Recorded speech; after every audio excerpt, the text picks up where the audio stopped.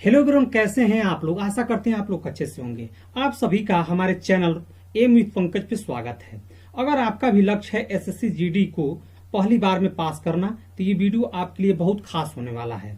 आज से हम शुरू कर रहे हैं एसएससी जीडी एग्जाम 2026 के लिए धुरंधर सीरीज, ठीक है, जिसका प्रैक्टिस सेट 1 है आज। ठीक है, मैं आपको इसमें बताना चाहता हूं कि इस प्रैक्टिस सेट में आपको क्या क्या मिलेगा। तो देखिए मेरे भाई, आपको हिस्ट्री, पॉलिटी, ज्योग्राफी, इकोनॉमिक और पूरा स्टेटिक आपको देखने को मिलेगा। ठीक है, हर एक टॉपिक से मैं क्या करूंगा कि 1 से 2 क्वेश्चन जो एसएससी जीडी के एग्जाम पैटर्न पे आधारित होगा ना, इंपॉर्टेंट होगा, मैं उसको कवर कराऊंगा। और मेरा क्या लक्ष्य रहेगा कि देखिएगा, बेसिक से एडवांस की तरफ हम लोग बढ़ेंगे। ठीक है ना, पहले बेसिक क्वेश्चन होंगे, फिर धीरे धीरे कब एडवांस की तरफ चले जाएंगे हम लोग को पता नहीं चलेगा। ठीक है, मैंने क्या किया है आप लोगों के लिए, ठीक है, आपके एग्जाम से पहले 30 प्रैक्टिस सेट का, ठीक है ना, मैंने डिजाइन किया है। उस प्रैक्टिस सेट को मैंने 30 मतलब वीडियो में हम लोग कवर करने वाले हैं। ठीक है, 30 प्रैक्टिस सेट के माध्यम से हम लोग खत्म करने वाले हैं। ठीक है, आज प्रैक्टिस सेट 1 है आपका। तो देखिएगा, मैं आपसे क्या करता हूं, आपसे मैं भी एक वादा चाहता हूं कि देखिएगा, जब भी आप पढ़ें, वीडियो देख रहे हो आप, तो प्रैक्टिस सेट 1 खत्म हो जा रहा है, जैसे प्रैक्टिस सेट 2 आएगा ना, तो उससे प्रीवियस वाला प्रैक्टिस सेट 1 है, उसको अच्छे से प्रैक्टिस कर लीजिएगा। ठीक है, मानता हूं कि थोड़ा सा मुश्किल होता है, ठीक है ना, लेकिन उसको आपको देखते रहना है। ठीक है ना, देखते रहेंगे तो आपके क्या रहेगा, आपके आंखों के सामने रहेगा ना, तो भूलेगा नहीं। ठीक, चलिएगा, अब मैं क्या करता हूं कि देखिएगा, अब हम लोग वीडियो में चलते हैं, पहला क्वेश्चन की तरफ चलते हैं। आपके सामने आपके स्क्रीन पर ये पहला क्वेश्चन है, उसको ध्यान से पढ़िएगा। देखिएगा क्या कह रहा है। कह रहा है कि डैश किया है, नृत्य महाभारत, रामायण, महाकाव्यों और पुराणों की कहानियों में सन्निहित है। आपके सामने 4 ऑप्शन है, खूब प्रेम से ऑप्शन को पढ़ना है। ऑप्शन ए है आपका कथकली, ऑप्शन बी है कुचिपुड़ी, ऑप्शन सी है शास्त्रीय, ऑप्शन डी है ओडिसी। बताएंगे मेरे भाई, 4 ऑप्शन में से कौन सा ऑप्शन सही होगा। ठीक है, अगर आप आंसर जानते हो तो कमेंट में लिखिएगा। ठीक है, हमसे पहले अगर वीडियो देख रहे हो तो, मैं तो अभी बता नहीं रहा हूं, कमेंट में लिख दीजिएगा कि आपके सामने आपको क्या आंसर सही लग रहा है। ठीक है, देखिएगा इसमें क्या सही है आंसर, तो मैं आपको बताना चाहता हूं कि इसका ऑप्शन नंबर ए सही है, कथकली। ठीक है, कथकली नृत्य महाभारत, रामायण, महाकाव्यों और पुराणों की कहानियों में सन्निहित है। ठीक है, आपका राइट आंसर क्या हो जाएगा, कथकली हो जाएगा। अब मेरे प्यारे भाई, यहीं पे क्वेश्चन उठता है कि ये कथकली किस राज्य का शास्त्रीय नृत्य है। ठीक है ना, तो ये कथकली जो होगा ना, ये केरल का है। केरल का कहाँ का है मेरे भाई, बताएंगे, बताइएगा, केरल का है। बताएंगे, एक और शास्त्रीय नृत्य होता है जो केरल से संबंधित होता है, बताएंगे वो कौन सा शास्त्रीय नृत्य है, बताएंगे, बताइए मेरे प्यारे भाई। तो आप कहेंगे भैया जी मोहिनी अट्टम। मोहिनी क्या हो जाएगा आपका, मोहिनी,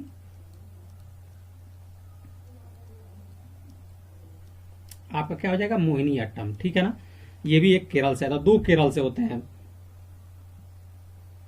पहला आपका कथकली केरल से है और मोहिनी अट्टम भी केरल से है। ठीक है, अब देखिएगा, ये बताइएगा कुल शास्त्रीय नृत्यों की संख्या कितनी है। ठीक है, तो देखिएगा, शास्त्रीय नृत्य, क्लासिकल डांस जिसको बोलते हैं, क्लासिकल डांस, शास्त्रीय नृत्य जिसको हिंदी में कहते हैं, इसकी संख्या कितनी है मेरे प्यारे भाई, तो इसकी संख्या 8 है। ठीक है, लेकिन 8 ये किसके अनुसार है।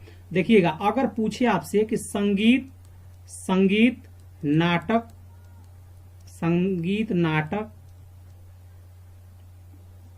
एकाडमी, अगर कहे आपसे कि संगीत नाटक एकेडमी के अनुसार शास्त्रीय नृत्य, क्लासिकल डांस की संख्या कितनी है, तो आपको 8 बताना है। ठीक है, लेकिन यहीं पे आपसे पूछ दे कि संस्कृति मंत्रालय के अनुसार बताइएगा, संस्कृति मंत्रालय के अनुसार, तो संस्कृति मंत्रालय के अनुसार आपका 9 है। ठीक है, वो 9वां कौन है बताएंगे, तो वो 9वां आपका छऊ है। क्या है, छऊ है मेरे प्यारे भाई, छऊ, आपको छऊ बताना है। ठीक है, अब यहीं पे आपको बताना है, ठीक है ना, यहीं पे आपसे पूछ लिया जाएगा कि छऊ के कितने टाइप्स होते हैं। ठीक है ना, छऊ के कितने टाइप्स होते हैं, तो आपका राइट आंसर क्या हो जाएगा कि 3 टाइप होते हैं। पहला बताएंगे, पहला होता है मयूरभंज। क्या होता है, मयूर, है ना, मयूरभंज छऊ। बताएंगे ये मयूरभंज छऊ कहाँ का है, तो उड़ीसा का है। ठीक है, उड़ीसा का है, ये आपको बताना है। फिर दूसरा का आपको बताना है ना, सरायकेला, सरायकेला, ठीक है। ये कहाँ का है मेरे प्यारे भाई, बताएंगे। ये झारखंड का है, आपका झारखंड का है, ठीक है। और यहाँ पे तीसरा देखेंगे पुरुलिया, पुरुलिया आपका कहाँ का है बताएंगे। आपका पुरुलिया है वेस्ट बंगाल का, ठीक है। तो ये आपको बताना है।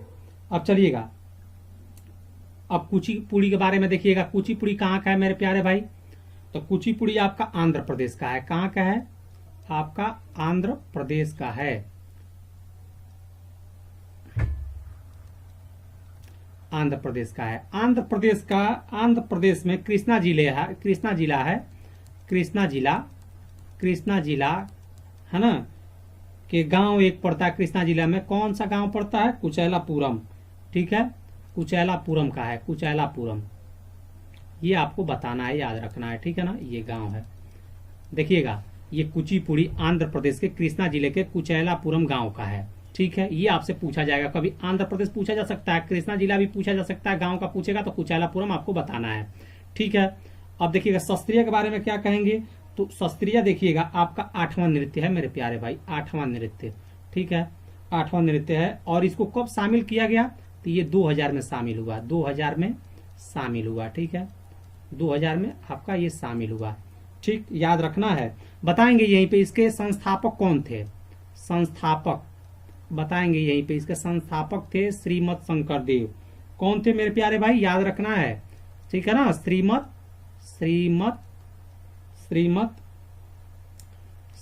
है ना, शंकर देव, ठीक। अब यहीं पे आपसे पूछेगा कि जो ये शास्त्रीय नृत्य जो है, ये शास्त्रीय जो है कहाँ का है, ठीक है ना। तो ये आपका असम का है। कहाँ का है, आपका असम का है मेरे प्यारे भाई, बताना है। अब देखिएगा, ये सबसे नया है, ठीक है ना। ये शास्त्रीय नृत्य क्या है, सबसे नया है। और कितना नया है आपका, ठीक है ना, तो ये 500 वर्ष पुराना है, मतलब ये 500 वर्ष पुराना है। और इस सब 8 शास्त्रीय नृत्य में ना, ये जो होगा शास्त्रीय असम का जो है वो सबसे नया है। और कितना पुराना है, तो 500 वर्ष पुराना है मेरे प्यारे भाई, ये याद रखना है, ठीक है। अब बताएंगे कि जो है ये 500 वर्ष पुराना है, ठीक है। अब देखिएगा ओडिसी के बारे में बताइएगा। ओडिसी कहाँ का है, तो आपका उड़ीसा का है, उड़ीसा का है, ठीक है ना। ओडिसी कहाँ का है, आपका उड़ीसा का है, ठीक है। अब देखिएगा क्या क्या बच रहा है, तो देखिएगा यहाँ पे आपका बच रहा है एक, कौन सा, मणिपुरी कहाँ का है, तो आपका मणिपुरी कहाँ का है, मणिपुर का है, ठीक है ना। ये आपका कहाँ का है, मणिपुर का है, ठीक। और एक आपका बच रहा है आपका कथक, ठीक है ना। कथक कहाँ का है, तो नॉर्थ इंडिया का है, ठीक है। ये भी आपको, ठीक है, याद रखना है। अब एक और छूट रहा है, ठीक है ना, भरतनाट्यम, ठीक है, भरतनाट्यम। तो बताएंगे भरतनाट्यम कहाँ का है मेरे प्यारे भाई, भरतनाट्यम कहाँ का है, तो आपका तमिलनाडु का है। कहाँ का है, तमिलनाडु का है। और ये सबसे पुराना है मेरे प्यारे भाई, सबसे पुराना, ये 8 नृत्य में, ये आपका क्लासिकल डांस में सबसे पुराना है, ठीक है ना। पुराना कितना पुराना है, तो ये 2000 वर्ष पुराना है, 2000 वर्ष पुराना है, ठीक है। ये आपसे पूछेगा तो आपको बताना है, ठीक है ना मेरे प्यारे भाई, ठीक है। चलिए अब दूसरे क्वेश्चन की तरफ बढ़ते हैं। आज इतना ही पहले क्वेश्चन में। चलिए देखिएगा, दूसरा क्वेश्चन है आपका, ध्यान से पढ़िएगा। संयुक्त राष्ट्र यूएन का मुख्यालय कहाँ स्थित है। आपके सामने ऑप्शन है वाशिंगटन डीसी, दूसरा का जेनेवा, तीसरा का आपका ऑप्शन सी है ठीक है ना, न्यूयॉर्क सिटी, और डी है आपका लंदन। बताएंगे मेरे प्यारे भाई, Washington DC, Geneva, New York city और आपका लंदन। बताएंगे इसमें आपका कौन सा इसका मुख्यालय है। तो आपका राइट आंसर आपका क्या हो जाएगा, ऑप्शन सी, न्यूयॉर्क सिटी, ठीक है ना। ये हो जाएगा आपका राइट आंसर। बताएंगे इसका जो है ये मुख्यालय का बेसिकली क्यों गठन किया गया था, ठीक है ना, ये क्यों जरूरत पड़ा यूएन की स्थापना करने का, ठीक है ना। तो मैं आपको बताना चाहता हूं कि जो आपका फर्स्ट वर्ल्ड वार हुआ था ना, फर्स्ट वर्ल्ड वार कब हुआ था मेरे प्यारे भाई, तो आपका हुआ था 1914 से लेकर 1918 तक, ठीक है ना। तो इसमें जो है एक संस्था का क्या किया गया, ठीक है ना, एक संस्था बनाई गई जिसको इस वर्ल्ड वार को रोकने के लिए, ठीक है ना, LON, इसका फुल फॉर्म क्या होता है मेरे प्यारे भाई, तो आपका हो जाएगा आपका लीग, है ना, ऑफ नेशन। तो इसको बनाया गया इसको रोकने के लिए, ठीक है। कब बनाया गया, तो 10 जनवरी 1920 में, ठीक। लेकिन ये सफल नहीं हो पाया, ठीक है ना। फर्स्ट वर्ल्ड वार हो गया, उसके बाद इसको बनाया गया, लेकिन सेकेंड वर्ल्ड वार ना हो, ये सफल नहीं हो पाया उसको रोकने के लिए, ठीक है। तो फिर से आपका जो है सेकेंड वर्ल्ड वार हो गया, ये आपका फर्स्ट वर्ल्ड वार था, सेकेंड वर्ल्ड वार हो गया, ठीक है। और कब हुआ था मेरे प्यारे भाई, तो ये आपका हुआ 1939 से लेकर 1945 तक, ठीक है। तब जाके आपका यूएन का, ठीक है ना, गठन किया गया। कब किया गया था बताएंगे, तो कब किया गया था, 24 अक्टूबर 1945 में किया गया था, ठीक है ना, 1945 में किया गया, ठीक। अच्छा, तो अब देखेंगे, तो देख रहे हैं ना कि ये आपका यूएन का कब किया गया था, 1945 सेकेंड वर्ल्ड वार हुआ, तब इसको रोकने के लिए, ठीक है ना, यूएन का, इसको यूएनओ भी बोल देते हैं, ठीक है ना, इसको यूएनए भी बोल देते हैं, ठीक है। क्या हो जाएगा, यूनाइटेड नेशन ऑर्गेनाइजेशन। तो कब बनाया गया था इसको, 24 अक्टूबर 1945 को, इतना बात याद रखना है, ठीक है। अब यहीं पे मेरे प्यारे भाई यूएन के अंग आपसे पूछ लिया जाए तो कितने होते हैं बताएंगे, तो यूएन के अंग बताएंगे, यूएन के अंग कितने होते हैं, तो आपका राइट आंसर हो जाएगा 6, ठीक है। जिसमें से मेरे प्यारे भाई 5 का जो हेड क्वार्टर होता है ना, आपका हेड क्वार्टर, ठीक है ना, वो कहाँ होता है, आपका न्यूयॉर्क में ही होता है, ठीक है, न्यूयॉर्क में ही, न्यूयॉर्क सिटी में ही होता है। लेकिन एक का जो है, एक का हेड क्वार्टर आपका न्यूयॉर्क में ना होके कहाँ होता है, द हेग नीदरलैंड में होता है। और वो कौन सा मुख्यालय बताएंगे, अंतर्राष्ट्रीय न्यायालय, ठीक है ना, अंतर्राष्ट्रीय न्यायालय का, अंतर्राष्ट्रीय, है ना, न्यायालय आपका अंतर्राष्ट्रीय न्यायालय का कहाँ होता है बताइएगा कहाँ होगा, द हेग कहाँ है ये बताइएगा, नीदरलैंड में होता है, ठीक है ना, ये द हेग में होता है, इसका एक अलग होता है, ठीक है ना। तो 5 को याद रखेंगे। यूएन के कितने अंग होते हैं, 6। 5 का हेडक्वार्टर कितना होता है, कहाँ होता है, न्यूयॉर्क सिटी। एक का अलग होता है, कहाँ होता है, द हेग नीदरलैंड में होता है, ठीक है। ये आपसे पूछा जाएगा तो याद रखिएगा। चलिए अब हम लोग आगे बढ़ते हैं, क्वेश्चन नंबर 3 के पास चलते हैं। देखिएगा आपके सामने क्वेश्चन नंबर 3 है, क्या है, अल्फ्रेड नोबेल पुरस्कार की स्थापना करने वाले अल्फ्रेड नोबेल किस चीज का आविष्कार किया बताएंगे। ऑप्शन है आपका कंपास, ऑप्शन बी है डायनामाइट, ऑप्शन सी है पेनिसिलिन, ऑप्शन डी है लाइट बल्ब। बताएंगे मेरे प्यारे भाई, आपके सामने ऑप्शन है, दिख रहा है, बताएंगे। जिसको अगर ये आंसर मालूम हो ना तो कमेंट में जरूर बताइएगा कि हाँ भैया जी मैं जानता हूं। ऑप्शन नंबर ए होगा, बी होगा, सी होगा, डी होगा। तो देखिएगा मैं आपके जानकारी के लिए बता दूं कि आपका ऑप्शन नंबर बी सही होगा, ठीक है ना, डायनामाइट। अब देखिएगा ये बताइएगा कि सबसे पहले हम लोग समझ लेते हैं कि ये नोबेल साहब हैं, इनका जन्म कब हुआ था, अल्फ्रेड नोबेल साहब का जन्म, ठीक है, ये पूछा जाता है मेरे प्यारे भाई। तो ये देखिएगा नोबेल, ठीक है ना, यहाँ पे जन्म, तो बताएंगे जन्म इनका कब हुआ था, 1835 में हुआ था, ठीक है। जब जन्म हुआ था तो मृत्यु तो तय है, तो मृत्यु भी यहीं पे देख लेते हैं। बताएंगे मृत्यु कब हुआ था, 1896 में, ठीक है। इनका देश क्या था बताएंगे, देश क्या था आपका, तो स्वीडन था।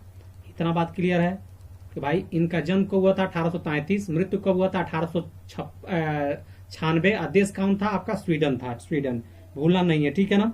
अब यहीं पे आपसे क्वेश्चन पूछ लिया जाएगा मेरे प्यारे भाई कि जो ये नोबेल प्राइज की दिया जाता है, इसकी घोषणा सबसे पहली बार कब हुआ था, ठीक है ना। ये आपका राइट बहुत इंपॉर्टेंट क्वेश्चन बन जाता है मेरे प्यारे भाई आपके एग्जाम में कि नोबेल जो प्राइज मिलता है, नोबेल प्राइज जो मिलता है, इसकी घोषणा कब हुई थी मेरे प्यारे भाई, बताएंगे जिसको जानकारी होगा। तो ये कब हुआ था, 1900 में हुआ था इसकी घोषणा, ठीक है ना। पहली बार कब दिया गया था, पहली बार बताएंगे, पहली बार कब दिया गया था, पहली बार, तो पहली बार आपका 1901 में दिया गया था, ठीक है ना, 1 में दिया गया था। ठीक मेरे प्यारे भाई, अब देखिएगा यहीं पे क्वेश्चन पूछ दिया जाएगा कि शुरुआत में ये कितने फील्ड में नोबेल प्राइज दिया जाता था, ठीक है ना। तो आपको याद रखना है कि 5 फील्ड में दिया जाता है, 5 फील्ड में, ठीक है। आपको यहीं पे याद रखना है मेरे प्यारे भाई कि ये 5 फील्ड में दिया जाता है। वो 5 फील्ड कौन कौन है, तो आपका देखिएगा पहला है, ठीक है, फिजिक्स में दिया जाता है पहला। दूसरा का आपका है केमिस्ट्री, आपका केमिस्ट्री में दिया जाता है, ठीक है, फिजिक्स केमिस्ट्री, ठीक है। आपका तीसरा हो जाएगा बायोलॉजी, आपका तीसरा क्या हो जाएगा, बायोलॉजी माने मेडिसिन, आपको याद रखना है मेडिसिन, ठीक है ना, मेडिसिन। और चौथा है आपका, देखिएगा बताइएगा, लिटरेचर, ठीक है ना, ये आपका चौथा क्या है, लिटरेचर है, इसको भी याद रखना है। और पांचवा मेरे प्यारे भाई बताएंगे पीस, जिसको शांति भी बोलते हैं, ठीक है ना। ये 5 क्षेत्रों में शुरुआत में दिया जाता था, ठीक है। लेकिन छठवां भी दिया जाने लगा कब से, 1969 में, ठीक है ना, 1969 में आपका जो है छठवां दिया गया था। और किस फील्ड में दिया गया था मेरे प्यारे भाई, इकोनॉमी, है ना, इकोनॉमिक्स के क्षेत्र में दिया गया, ठीक है। तो इतना बात आपको याद रखना है, ठीक है ना, भूलना नहीं है, इतना बात आपको याद रखना है, ठीक है। अगले क्वेश्चन की तरफ हम लोग बढ़ते हैं मेरे प्यारे भाई, अगले क्वेश्चन की तरफ हम लोग बढ़ते हैं। देखिएगा, भारत में हवाई परिवहन निम्नलिखित में से किस वर्ष शुरू किया गया था, ठीक है। आपका ऑप्शन ए है 1948, ऑप्शन बी है 1932, ऑप्शन सी है 1954, ऑप्शन डी है 1911, ठीक है। तो बताएंगे मेरे प्यारे भाई किस वर्ष में शुरू किया गया था, तो आपका राइट आंसर हो जाएगा ऑप्शन नंबर डी 1911, ठीक है। ये कौन सा हवाई था, तो हवाई डाक सेवा था, ठीक है ना। कौन सेवा था ये, हवाई डाक सेवा था, ठीक है, हवाई डाक सेवा ये था, ठीक। अब बताएंगे कि ये जो है कहां से कहां तक चला था फर्स्ट बार में, तो ये आपका प्रयागराज से, ठीक है ना, नैनी तक चला था, प्रयागराज से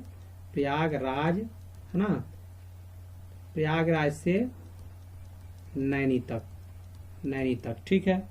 अब यहीं पे आपसे पूछ लिया जाएगा किस उस प्लेन का क्या नाम था जिससे ये प्रयागराज से नैनी तक गया था, तो उस प्लेन का नाम है, ठीक है ना, हम्बर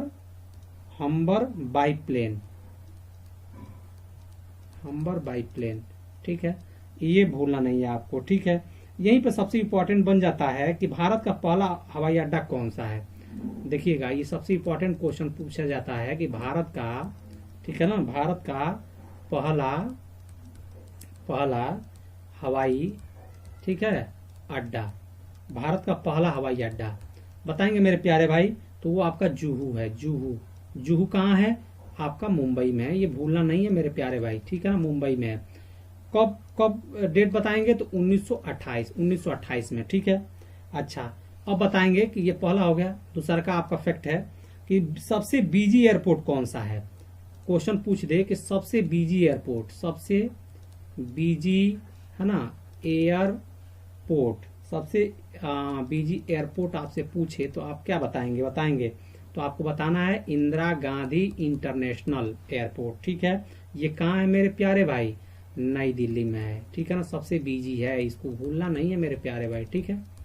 अच्छा, तीसरा क्वेश्चन पूछ सकता है कि सबसे बड़ा बताएंगे, सबसे बड़ा, ठीक है ना, एयरपोर्ट, सबसे बड़ा एयरपोर्ट का नाम बताएंगे, तो ये आपका हो जाएगा आपका राजीव गांधी, ठीक है, ये राजीव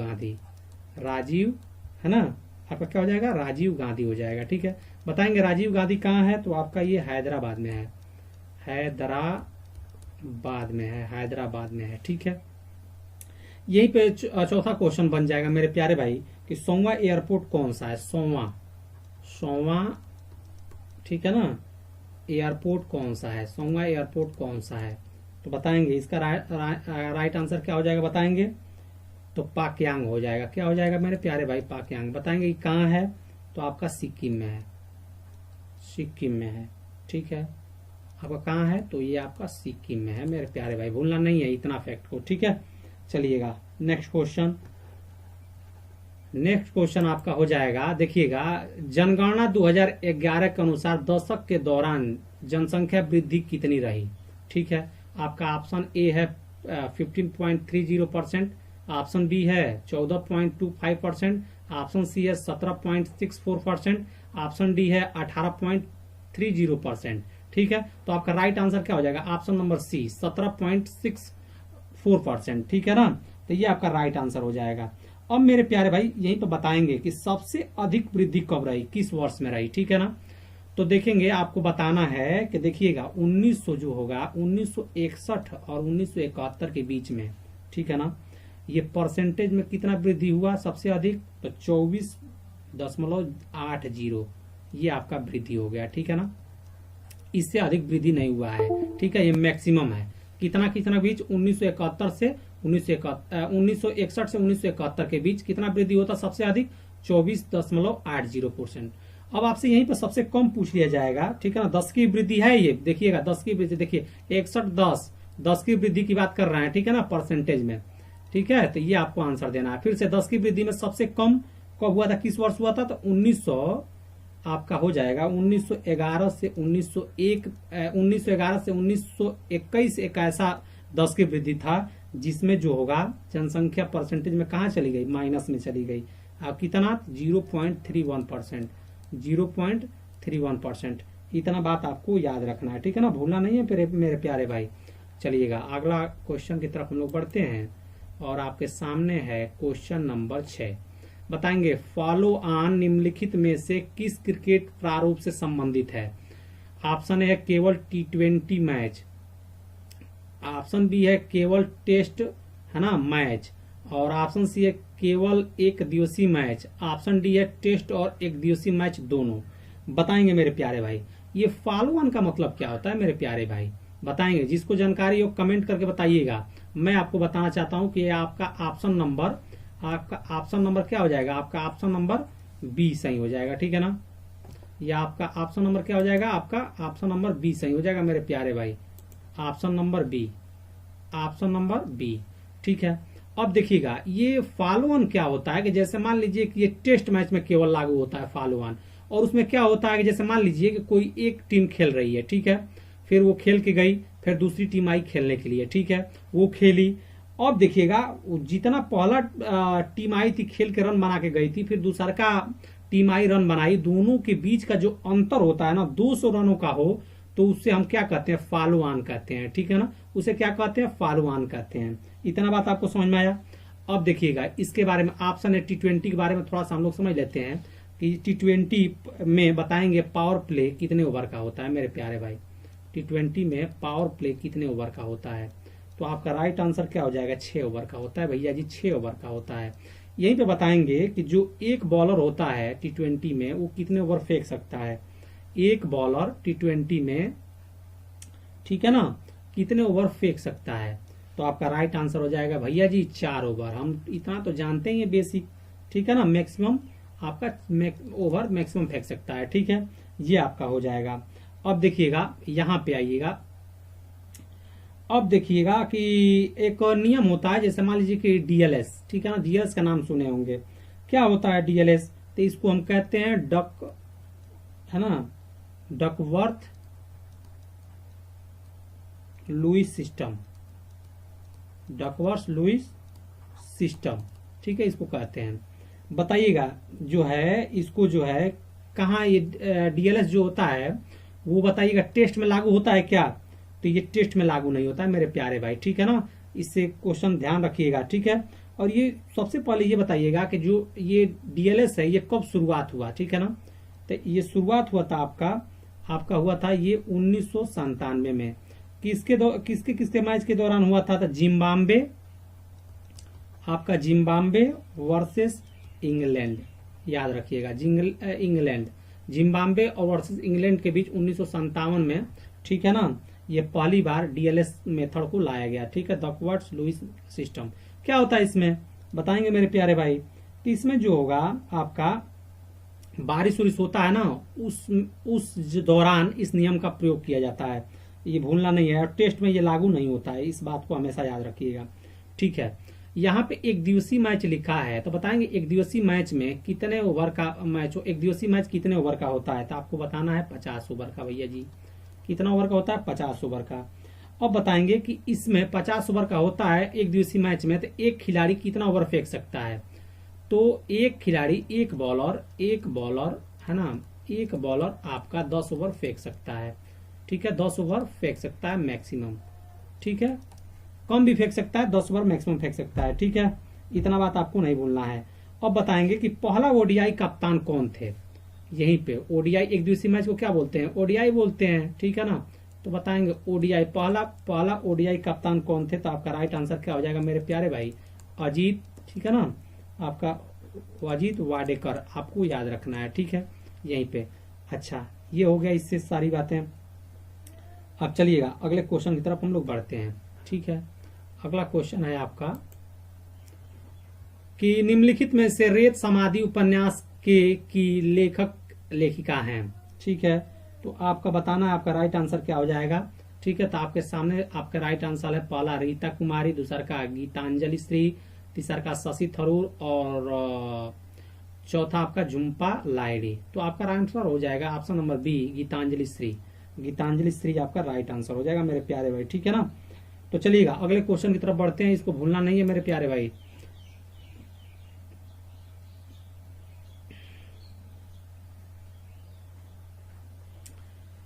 अब चलिएगा यहां देखिएगा 8वां क्वेश्चन है, गवर्नर जनरल का पद पहली बार किस अधिनियम के अंतर्गत आया। तो ये आपका क्या हो जाएगा, ऑप्शन नंबर ए, 1773 का रेगुलेटिंग अधिनियम के, ठीक है ना, अंतर्गत आया। इसको नहीं भूलना है मेरे प्यारे भाई। ठीक है, चलिए अगले क्वेश्चन की तरफ हम लोग बढ़ते हैं। भारत सरकार अधिनियम 1919 आधारित था, बताएंगे आपके सामने आंसर है। ठीक है ना, तो आपका आंसर हो जाएगा ऑप्शन नंबर बी। ठीक है ना, मोंटेगू। ठीक है, जेम्सफोर्ड रिपोर्ट पे। इतना बात आपको भूलना नहीं है, याद रखना है। ठीक है ना, चलिए अगला क्वेश्चन की तरफ हम लोग बढ़ते हैं। गवर्नमेंट ऑफ इंडिया एक्ट 1935 को किसने, ठीक है ना, सस्ता का एक नया अधिकार पत्र कहा था, बताएंगे। महात्मा गांधी, जवाहरलाल नेहरू, सरदार पटेल, राजेंद्र प्रसाद, बताएंगे। तो आपका ऑप्शन नंबर बी हो जाएगा, जवाहरलाल नेहरू। ठीक है ना, जवाहरलाल नेहरू। ठीक है, अगले क्वेश्चन की तरफ हम लोग बढ़ते हैं। ब्रिटिश संसद ने भारतीय स्वतंत्रता अधिनियम कब पारित किया था। ठीक है, आपका आंसर है जनवरी 1947 में, जून 1947 में, और जुलाई 1947 में, अगस्त 1947 में। आपका राइट आंसर क्या हो जाएगा मेरे प्यारे भाई, ऑप्शन सी, जुलाई 1947 में। ठीक है, इसको भी नहीं भूलना है। ठीक है, बहुत इंपॉर्टेंट क्वेश्चन करा रहे हैं आपके इस एसएससी जीडी एग्जाम पैटर्न पे। अब देखिएगा 12वां क्वेश्चन है, किस यूरोपीय समुदाय ने भारत के साथ प्रथम व्यापारिक संबंध, है ना, स्थापित किया था। तो आपका राइट आंसर बताएंगे मेरे प्यारे भाई। तो आपका राइट आंसर क्या हो जाएगा, पुर्तगाली। क्या हुआ था, आपका राइट आंसर हो जाएगा आपका पुर्तगाली, option number D, option number D हो जाएगा। ठीक है, चलिए अगले क्वेश्चन की तरफ हम लोग बढ़ते हैं, और आपके अगला क्वेश्चन है आपकी स्क्रीन पे। बताएंगे भारत में पुर्तगाली शक्ति का वास्तविक संस्थापक कौन था। तो आपका वास्तविक संस्थापक बताएंगे, वास्को डी गामा था, ठीक है ना, कि अब्लुकर्क था, ठीक है, बार्थोलोम्यू डायज था, या जॉर्ज, ठीक है ना, ऑक्सडन था। तो आपका आंसर हो जाएगा ऑप्शन नंबर बी, ठीक है ना, अल्बुकर्क था। ठीक है, अल्बुकर्क था, ये नहीं भूलना है मेरे प्यारे भाई, बहुत इंपॉर्टेंट क्वेश्चन है। चलिएगा 14 नंबर क्वेश्चन को देखिएगा।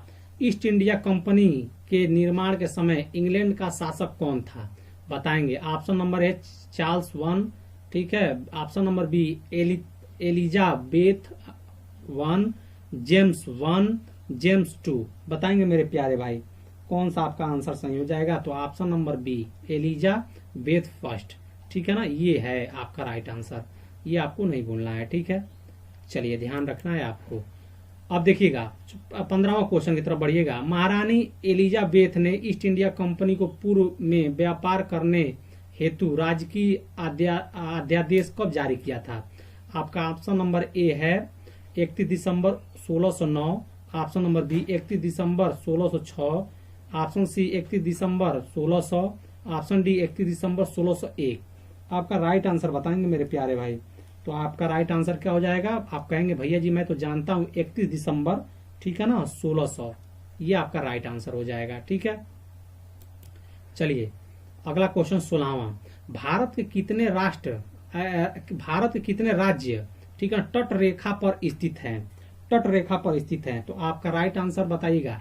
ऑप्शन ए 11 कहेंगे कि ऑप्शन बी 12 कहेंगे कि ऑप्शन सी 9 कहेंगे कि ऑप्शन डी 10 कहेंगे? तो आपका राइट आंसर हो जाएगा ऑप्शन सी 9। ठीक है, भारत के कितने राज्य तट रेखा पर स्थित हैं? तो आपका राइट आंसर क्या हो जाएगा? 9। ठीक है, ये नहीं भूलना है मेरे प्यारे भाई। ठीक, चलिए आगे बढ़ते हैं। अगला क्वेश्चन आपके स्क्रीन पर ये रहा 17 नंबर। 17 नंबर देखेंगे, कह रहा है कि 9 डिग्री चैनल अवस्थित है। ऑप्शन ए करावती तथा मिनिकाय के बीच, ठीक है, अमीन दीवी तथा करावती के बीच, और कार निकोबार तथा ग्रेट निकोबार के बीच, अंडमान और निकोबार द्वीपों के बीच। आपका राइट आंसर मेरे प्यारे भाई बताएंगे। तो आपका राइट आंसर हो जाएगा करवती तथा मिनिकाय के बीच। आपका राइट आंसर क्या हो जाएगा? Option number A, option number A. ठीक है ना, ये आपका हो जाएगा ऑप्शन नंबर ए। अब चलिएगा भारत का, ठीक है ना, बताएंगे कि भारत का सुदूरस्थ दक्षिणी बिंदु कौन सा है? ठीक है, तो आपका आंसर हो जाएगा कन्याकुमारी, रामेश्वर, इंदिरा पॉइंट और पॉइंट मालिमर। आपका राइट आंसर बताएंगे मेरे प्यारे भाई। तो आपका right answer option number C हो जाएगा, इंदिरा पॉइंट। क्या हो जाएगा? आपका राइट आंसर इंदिरा पॉइंट हो जाएगा, भूलना नहीं है, बहुत इंपॉर्टेंट क्वेश्चन है आपके एग्जाम के लिए। ठीक है मेरे प्यारे भाई, चलिएगा अब 19 नंबर की तरफ हम लोग बढ़ते हैं। 19 नंबर क्वेश्चन है आपका, देखिएगा, ये तो 20 आ गया, रुक जाइए, वेट करिए, 19 नंबर लाते हैं हम। हाँ, 19 नंबर, कर्क रेखा निम्नलिखित में से किन राज्यों से होकर गुजरती है? बहुत अच्छा क्वेश्चन है, बताएंगे मेरे प्यारे भाई। किन राज्यों से होकर गुजरती है? बताएंगे। त्रिपुरा से गुजरती है? जी हाँ भैया। मणिपुर से गुजरती है? जी नहीं भैया। मिजोरम से गुजरती है? जी हाँ भैया। पश्चिम बंगाल से गुजरती है? जी हाँ भैया। तो पहला दूसरा चौथा, पहला दूसरा चौथा, पहला दूसरा चौथा, आपका option number C, option number C. बताएंगे इसका एक ट्रिक भी है। क्या है ट्रिक? बताएंगे इसका ट्रिक। क्या याद किया जाता है? मित्र पर गमछा झाड़। ठीक है, अगर ये आपको याद हो गया तो आप आसानी से इस क्वेश्चन को कर ले जाएंगे। ठीक है ना, गमछा झाड़। बताएंगे मी से क्या हो जाएगा आपका? मिजोरम, मिजोरम। ठीक है ना, तो से क्या हो जाएगा आपका? त्रिपुरा। ठीक है, प से आपका क्या हो जाएगा? पश्चिम बंगाल, पश्चिम बंगाल। ठीक है, आपका र से क्या हो जाएगा? राजस्थान, राजस्थान। और आपका देखिएगा ये ग से क्या हो जाएगा आपका? गुजरात, गुजरात। और यहीं पे आपका ग से आप म से क्या हो जाएगा आपका? मध्य प्रदेश, याद रखना है, मध्य प्रदेश। ठीक है, उसके बाद से आपका छ से क्या हो जाएगा? छत्तीसगढ़, छत्तीसगढ़। ठीक है, और अगला क्या हो जाएगा आपका? झारखंड, झा से झारखंड। ठीक है, झारखंड। तो इतना बात आपको याद रखना है। ठीक है ना, ये आप याद कर लेंगे तो ये क्वेश्चन आसानी से सॉल्व हो जाएगा। चलिए अगला क्वेश्चन की तरफ हम लोग बढ़ते हैं, और ये है अगला क्वेश्चन। भारत में निम्नलिखित में से कौन सा केंद्रीय मौद्रिक नीति, है ना, प्राधिकरण है? बताएंगे मेरे प्यारे। मैं आपको 20वां क्वेश्चन होमवर्क के लिए छोड़ता हूं, और जो भाई मेरा